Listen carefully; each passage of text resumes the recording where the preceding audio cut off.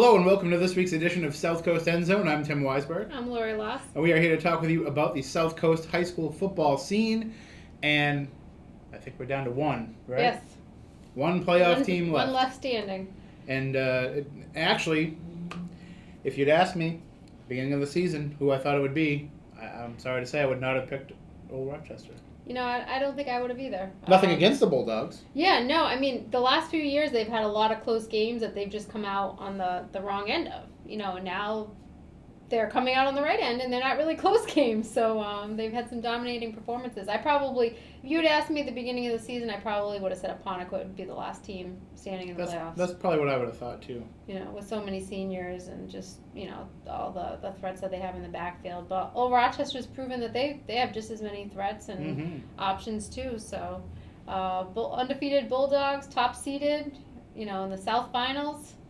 A lot of people are going to be going to Mattapoisett this weekend. So Friday night. If they win this week, then they go to the state semis. State semis, and next week. Will those be played at neutral sites? Is that how those will work? I'm not exactly sure. I haven't really looked far past this week. I know if they do win next week, then they go to Gillette the first weekend in December. Okay. So I'm not sure so if it's at neutral sites next week or if it's at the top seed. It probably wouldn't be at the top seed because it's, you know, north. I guess it would be north and south against each other. So maybe it is neutral.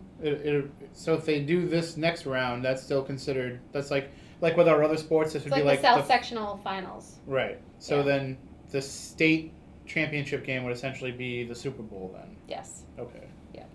Very confusing. Not really, but it is for me. But anyway, we have a long way to go before we get to that point. And why don't we kick things off with Laurie's first and goal? Okay, first and goal. On first down, Fairhaven's Cam Charette had 2 passing touchdowns for the first time in a game in his career. Second down, Nick Richard had 2 rushing touchdowns in Voc-Tech's win over Dover Sherborne. Third down, Chandler DeBras threw 2 touchdown passes to Kevin Nunes to power New Bedford past Newton North.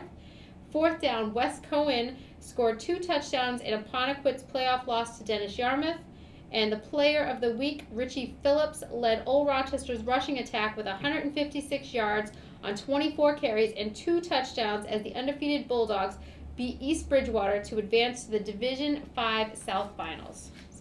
All right, and we'll jump right into the Division 5 South Finals. But first, we want to remind everybody to follow along with us on Twitter at @SC_varsity. Follow us on Vine at SouthCoast Varsity. And like us on Facebook. Facebook, yes, SouthCoastVarsity.com on Facebook. And that's it, right? No other social media. Read us in the newspaper. Oh, yeah, the newspaper. Read the newspaper. Right. Yeah, the thing that, is our bread and butter. So let's start off with the only playoff game of the week. All the action is on Friday this week, and it looks like all the action is at 7 p.m. Yep, as far as we know. We don't know about that New Bedford game yet. But yep, we'll get to that. Anyway, so beginning at 7 p.m. on Friday, the only playoff contest is Abington at Old Rochester. And we've had a couple teams play Abington this season around here, so we know the Green Wave are a pretty dominating team. Yeah, I know a few weeks ago, I want to say it was Voc-Tech played them and lost. I want to say it was 20-0. And in that game, I think one of their touchdowns was on defense, one was on special teams, and I think they had like a passing touchdown. So, you know, their offense wasn't, you know, clicking on all cylinders that week against Voc-Tech. They did get the win. You know, the defense pitched a shutout. But really, Abington has had, 8 straight wins this season after opening with a 20-13 loss to Duxbury, which I think we always, almost every week, Duxbury is mentioned usually one way or another. They're usually one of the top teams in the state. The Green Wave have outscored their competition 239-88 this season, and they've scored 25 or more points 5 different times, while limiting the opposition to under double digits 5 times. So they've been able to get the job done offensively, defensively. Their top running back is Sean Donovan. He leads the Green Wave with 14 touchdowns, 7 of those rushing, 4 receiving, and he also has 3 on punt returns. So he's definitely a dangerous player that Old Rochester is going to have to key on.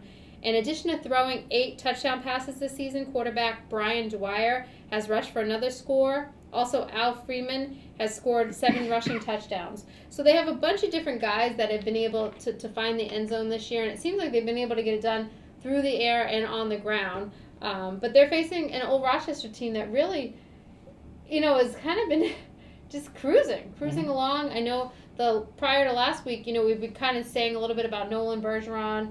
I think had like 5 touchdown passes and 2 wins over Seekonk. Last week he just had the 1 touchdown pass, but the rushing attack got going. Richie Phillips had 2 rushing touchdowns. Darian Dumont had a rushing touchdown. Nolan Bergeron had a rushing touchdown. They also took advantage of 5 turnovers by East Bridgewater. So, they were opportunistic, in, turning some of those turnovers into points. And just really, after the game, Coach Quinlan said, we won this doing what we do. We run the ball, And then he said afterwards, I don't think we completed a pass. And, Nolan did, I think, complete like 3 passes. But he's like, we ran with the ball, which that's been their bread and butter all season. But I know it's nice to have that Nolan Bergeron, being able to pass the ball, kind of complement to the rushing attack. So I know already on Twitter there's a big buzz going around at Old Rochester saying, fans come on out to the game. I guess Abington supposedly has fan buses already scheduled to be making the trip down here. So they want to have a good representation.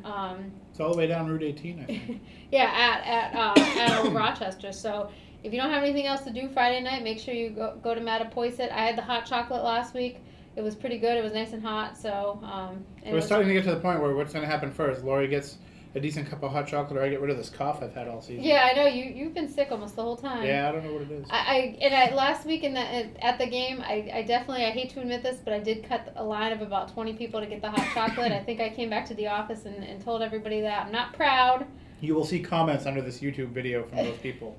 But, I had to get back to my seat. I had to get ready for the second half. I had to get ready, to tweet some updates from other games. Yeah, it's fine that you had to do that, but you didn't have to walk around with a press pass like this, like Wayne's World, I don't even know if I showed I might have, I don't know. But I think I threw out Bill Tilden's name and said, can I cut this line and get a hot chocolate? And, it warmed me up because it was cold Friday night, and I'm assuming it'll be cold again this Friday. Definitely. All right, so that is Abington at Old Rochester, 7 p.m. on Friday. Now that we get into the non-playoff games, all also at 7 p.m. on Friday, Dighton Rehoboth at Dartmouth. This should be, if this was like not a game that was a quote-unquote non-playoff game, if this was still like a regular season game, like the way we used to play it, like we would be fired up for this game. I mean, we are, but I mean, it would... Yeah, I mean, Dighton Rehoboth is always one of the top teams in the SouthCoast Conference, and, Dartmouth, seems to play every season maybe one team or 2 teams from the SouthCoast Conference. I know earlier this year they played Apponequet. That was an exciting game that Dartmouth ended up winning. It was a come from behind victory. At the same time, Dighton Rehoboth is a little down this year. They have had some tough losses. They did lose to Apponequet. They were shut out earlier this season. If you compare those 2 opponents, you'd probably say Dartmouth has the edge, especially playing in the Old Colony League. But last week, Dighton Rehoboth really had trouble stopping Plymouth North's Christian Carr. He carried the ball, listen to this, 47 times for 351 yards and 3 touchdowns. Wow. And then his legs fell off after the game. Can you say workhorse? I mean, that's ridiculous. But DR's success this year has come on the ground, for the Falcons themselves. Kyle Rhodes leads the Falcons with 14 touchdowns, 8 rushing, 3 receiving, and 3 on special teams. Norman Manchester also has 10 rushing touchdowns, while Jacob Junker has 6 rushing touchdowns and 1 receiving.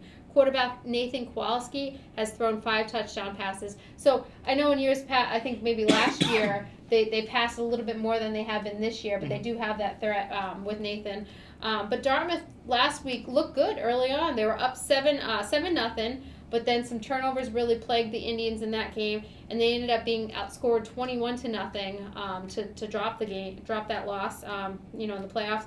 And they had trouble stopping Dylan Oxton, which I think we talked about him last week, being one of the top running backs, in Division III Southeast. And he scored all 3 of Plymouth South touchdowns and rushed for more than 200 yards in that game. Alex Tisdale led all Dartmouth rushes with 27 yards on 4 carries, and Blaine Almeida completed 10 passes for 132 yards, but he did have 2 interceptions. So, those turnovers, I mean, you really can't, especially in the playoffs, you really can't be turning the ball over. at those moments. And I do want to say that we have been spelling Alex Tisdale's last name wrong, so I apologize for that. We'll get it right this week. I know. How has it been wrong? I think it's been Tisdelle, and I think it's Dale. Tisdale. So sorry about that, Alex. I was spelling it. Well, we're all wrong. So I got a nice email the other day from his grandfather, and I was spelling it the right way. I looked at it after we had already run the stuff in Saturday's paper. So this week we will get it right. I promise. Unless I write it, then it was going to be right anyway. All right. I just spell everybody else's names wrong. All right, so that is Dighton Rehoboth at Dartmouth. Our next game is Westwood at Apponequet. That would be an interesting game. It would be, especially since Westport doesn't have a team. I know. It's like 3 kids from the Connolly team versus the entire Apponequet roster. Westwood at Apponequet, and Westwood we saw a few weeks ago is a pretty good team. Yeah, definitely. Westwood is coming off a 35-20 loss to Holliston, which that saw their 6-game losing streak come to an end. The Wolverines scored 2 touchdowns late in the third quarter of that game, but Holliston answered with 2 touchdowns in the fourth quarter to knock off the top seed. I know a couple weeks ago, Bishop Stang, ended up playing Westwood, and they lost in the first round of the playoffs.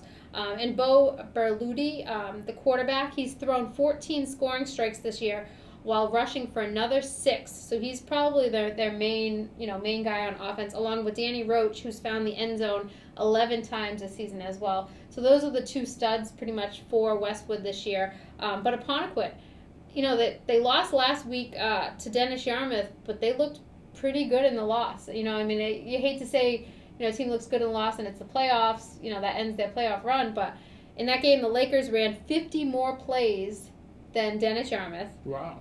Then gained 147 more yards, had 13 more first downs, and still lost the game. Incredible. Yeah, they did everything, that they could. They just, I think they had a couple turnovers, and then I know going into the half, they couldn't score on 4 plays from inside the 10-yard line, and that really hurt them because they only had a 13-point lead at half.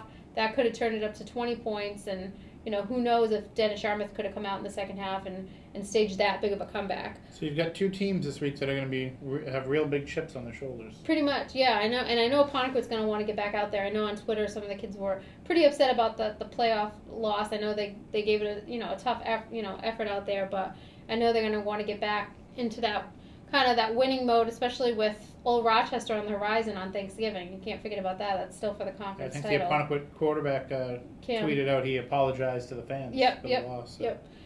But in that game, Matt Michael led the Lakers on the ground. He had 27 carries, 147 yards, and a touchdown. And then Weston Cohen had 2 touchdowns. Both of those guys have 17 touchdowns on the season. So they've been 2 of the guys that have been getting it done, along with Troy Nanfelt and Cam Costa, as you mentioned, the quarterback. All right. Our next game is Bishop Stang at Norton. Again, all these games, 7 p.m. on Friday. And somebody just played Norton last week, too, right? Or played in Norton. I know Apponequet played at Norton, but that was 2 weeks ago. Okay. Yeah, that was the first playoff game for Apponequet. Well, the bottom line is I will spare you the Honeymooners Norton joke. And but this should be a pretty good game. Yeah, Bishop Stang last week stuck with Scituate for the first half, down just 13-6, at the break. But the Spartans were outscored 20-8 in the second half, and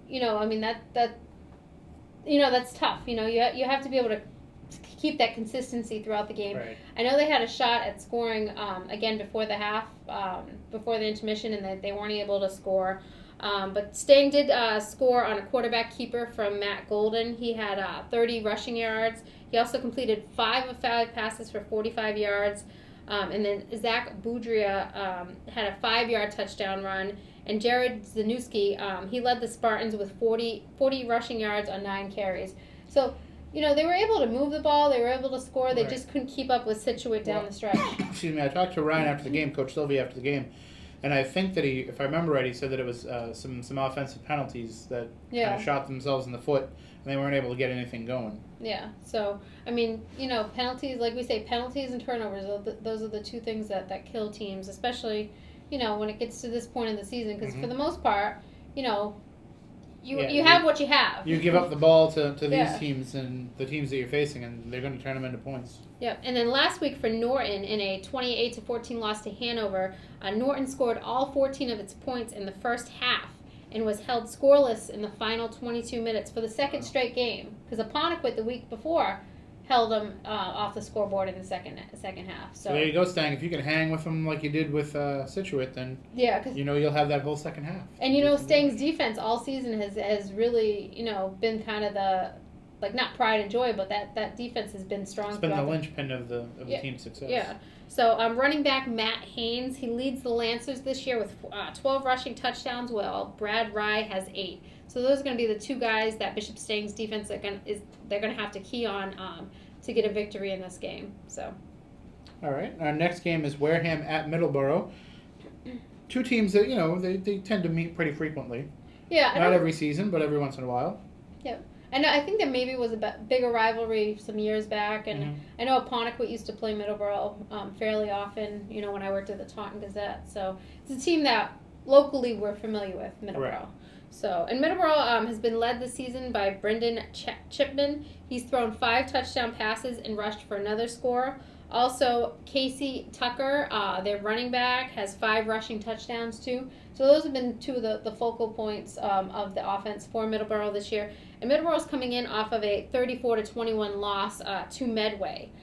Last week, Wareham had another tough game, fell to Foxborough 40-6. In that game, the lone touchdown came on a 23-yard run by Stephen Florindo in the fourth quarter. And the Vikings have been held under double digits 6 times this year. And it'd be interesting to chart exactly when their points come, because I think a lot of their points have come late in the game. Yeah. When the other team is up so big and they're putting in their reserves. Yeah. So. But I know we've talked about Wareham all season. A lot of young kids, not much experience. They're taking the lumps now, and hopefully that'll prove dividends kind of for next year and the year after with some of these young guys. Do you know if they've been able to expand the offense? I haven't talked to Dan Nault in a few weeks, so because he didn't call us Friday night. Yeah, that was tough. We did get the score, so right. But sometimes it's tough. Thank when you, we don't Twitter, get the calls. and every other newspaper that Dan probably called me out of. I'm just kidding, Dan. All right, so that's Wareham at Middleborough. Fairhaven at Norwell, also at 7 p.m. on Friday, and another long ride for the Blue Devils. When they go on the road, they have to go on the road. Yeah, it's not like just driving 10 or 15 minutes away or 20 minutes away there. Because Norwell's like impossible. Have you ever been there? Have you ever been to Norwell? I think I've looked it up, and then it's like wanted to. It's hard enough. There's no highway that goes from here to there. It's all back roads. And then once you do get there, it's completely back roads to get to Norwell High. Wow. Yeah. It's almost like going to Situate. Well, I just went to Pembroke this weekend for girls volleyball, and that's near nothing. It's past Silver Lake. Yeah, past Kingston, Silver Lake. At least you could have gone to to Route 3 and then taken Route 3 up. So at least you've got highway. Never go anywhere without calling me first. I know. Yeah, well, it was okay. It was a nice. I'm like better than GPS. It was a great Saturday. There was all these pretty leaves and stuff, so all the back roads were nice. So. Leaf peeping. But anyway, Fairhaven last week led 14-7 at halftime, but was outscored 22-8 in the second half to suffer their third straight loss. The Blue Devils. Like I said earlier, Cam Charette had his first 2 touchdown passing game of his career, so that was a positive side for Fairhaven. And Fairhaven also scored on special teams, so that was good. I think it was a kickoff, like a fumble on a kickoff or something that they ended up scoring. And Charette ended up finishing 5 of 13 passing for 114 yards. Cross Nagalia was the Blue Devils' leading rusher with 64 yards on 10 carries. So even though he didn't have a lot of carries, he did pick up over 6 yards a carry, so that was good. But just some mistakes in the second half really cost Fairhaven in that game. And they're playing a Norwell team that's won 3 straight. After a 3-game losing streak, and Norwell has scored 30 or more points 3 times this year. But held under double digits twice. So it's a team that's kind of had an up and down season similar to Fairhaven, because I remember about a month ago we were sitting here saying, Fairhaven's won 3 straight, after an 0-3 start. So, we'll see if Fairhaven can get kind of back on track before Thanksgiving, against Dartmouth. So. All right, and our next game is Greater New Bedford Voc Tech at Rockland.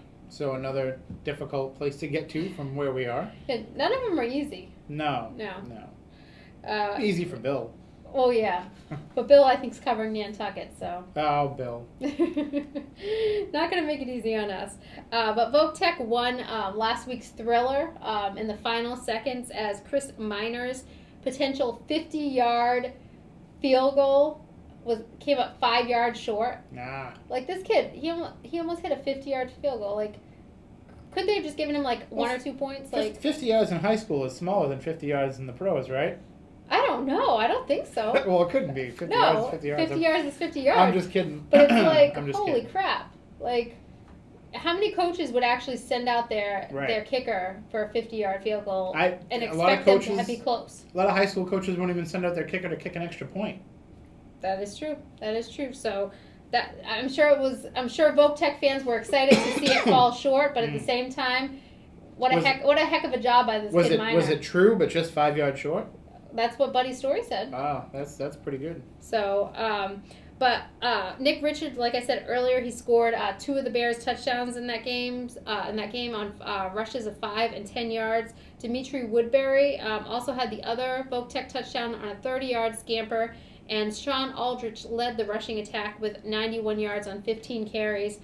So they've been able to move the ball, Voc Tech. You know, their defense made some stops in the end of that game to force that long field goal. So, I mean, Voc Tech, I think we're starting to see them bounce back after, you know, the playoff loss and that kind, you know, things are starting to look good for Voc Tech, especially now they have that home stretch, you know, or not home stretch, they're on the road at Rockland, but then they'll have, you know, their Thanksgiving Day game, and if they win that, then I think they can make the vocational tournament again and possibly win another Voc Tech Voc title, so should be a good stretch for Voc Tech. But Rockland, at 6 wins this season, has outscored the competition 212-92, and Rockland's also scored 30 or more points 4 times while holding the opposition to 14 or less points 4 times. So they're a team that can put up points on the board, and also they have a strong defense too. So, so it won't be an easy game for Voc Tech, but it sounds like the Bears are playing pretty well right now. All right. That is Voc Tech at Rockland. Our next game is Old Colony at Hull, and this is another hike. You go past Pembroke. Yes. Then you get to Hingham. Then you come off the highway in Hingham, and then you follow about 25 miles of back roads before you get to Hull. Well, I know I just talked to Bryce Gilbo a little while ago, and he apologized for not giving us a call after last week's loss to Monomoy. But he said, I don't even know where that is. That's far away. And he said that they didn't get back to the school until after midnight. Yikes. You know, well, they probably stopped at McDonald's too, so. Maybe they might have. I don't know. But yeah, for Old Colony to get to Hull, man, they're gonna have to go because it takes forever just to get from Old Colony to a main road. Yeah, to a highway. Yeah. Yeah. Like, I mean, so yeah. But the Cougars, they've lost 5 of their last 6 games after opening the season 2-1. Old Colony has been led by Jake Pringle. This year he's you know throwing, I think, I don't know what his total's at now, but I think it's maybe 15, 16 touchdown passes. You know, it's a single season school record he keeps resetting his own record. So he's kind of the focal point of the offense. But they face a whole team that saw its 3-game winning streak come to an end last week with a shutout loss to Carver, which, you know, I think a few weeks ago Old Colony played Carver, you know, in the first non-playoff game. And last week Hull failed to score for the first time this season against Carver, and Hull, prior to that, had been averaging 24.7 points per game. So this is a team that can score, but at the same time, you know, I can't remember exactly what the score Old Colony had against Carver, but, you know, they lost to Carver. Hull lost to Carver. You know, maybe they'll be more of an even match than it's been, you know, the last few weeks for Old Colony. So. Want a Tim Weisberg fun fact? Sure. I used to live in Hull when I was a kid. Nice. When I was like 4 years old, I lived. I was wondering how you knew how to get there right so near well. Paragon Park, actually.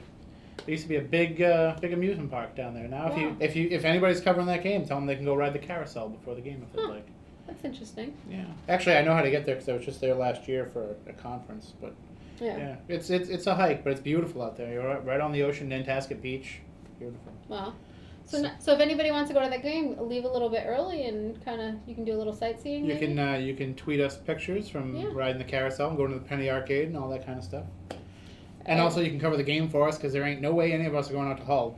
Well, some of these games, I mean, they're just so. This is what we were worried about with this new playoff format. I know everybody you know, they either like it, they hate it, they don't know if they like it or hate Killer it. on bus gas. But it's like, you know, for us as a newspaper, you know, and not to say that like our staff is shrinking, but it kind of is. But we have to pick and choose and who's home, who's away. Right. And some of these games, it's hard for us to get to. And it's hard for and the team to have any kind of hometown fans too. Yeah. Because it costs so much money to get the buses out there. You're not going to bring 2 fan buses out there with you. No. So. No. Unless you're Abington and you're coming to Old Rochester and it's the playoffs, right? Well, I think what that is, you know, when you're in the playoffs. Yeah. When it matters like that. Yeah, You know, yeah. the non-playoff games, I think people are probably a little less likely to travel for. Yeah, but if you're at any of these road games and you want to tweet us at SC_varsity, we would appreciate it. Yes, definitely. Because you know, we'll be kind of trying to follow along ourselves since we won't be able to attend some of these games that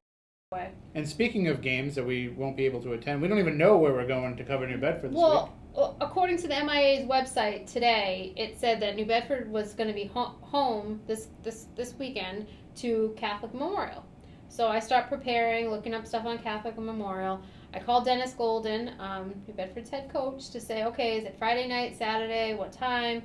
And he said, well, we don't know who we're playing. And I said, well, the MIA says Catholic Memorial. He said, yep, but we don't know who we're playing. And I said, okay, how does that work? And Dennis said that I guess because Newton North and Weymouth are scheduled to have, I think it's road games this week.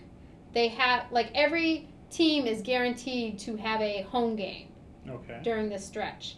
They are both, I think, supposed to be scheduled to have road games. So they've applied for a waiver by the MIAA to change the opponent. So if it's approved, if the waivers are approved, then both of those teams, Newton North and Weymouth, will get home games. And instead of New Bedford being home to Catholic Memorial, New Bedford will be at Weymouth. So New Bedford would lose a home game. Yes. They've got this thing down perfect, don't they? So for New Bedford, they're not going to find out until tomorrow, you know, around lunchtime. You've lost a day, pretty much day a whole weekend. Yeah. You know, I mean, you got to figure that most coaching staffs, you know, Saturdays. Right, Sunday's the day they move on to the next week. Yeah. You know, Saturday's the day, okay, let's enjoy the victory. Let's kind of, you know, okay, we got some injuries. Let's have an easy day. And then Sunday, we're already preparing. And now they're not going to find out till Tuesday who they're playing. Yeah. So it'll either be, New Bedford's either going to be home to Catholic Memorial at 7 on Friday, or they're going to be at Weymouth, you know, either Friday or Saturday. Most likely Friday night at 7. Well, stay tuned to the newspaper, to the Standard Times, and also to at SC_varsity on Twitter. And we'll have it on both places. And we'll probably put it on Facebook as well. So why don't we give a final quick rundown of all the games. Again, every game, at least until we find out about New Bedford, is Friday at 7 p.m. The playoff game, Abington at Old Rochester, the Division 5 South Finals. Then the non-playoff games, Dighton Rehoboth at Dartmouth, Westwood at Apponequet, Bishop Stang at Norton, Wareham at Middleborough, Fairhaven at Norwell, Greater New Bedford at Rockland, and Old Colony at Hull. So a full slate of games to get out there and root for your teams. We'll be out there covering as many of these as we can. So I guess until next week, we'll see you under the lights. And in the end zone.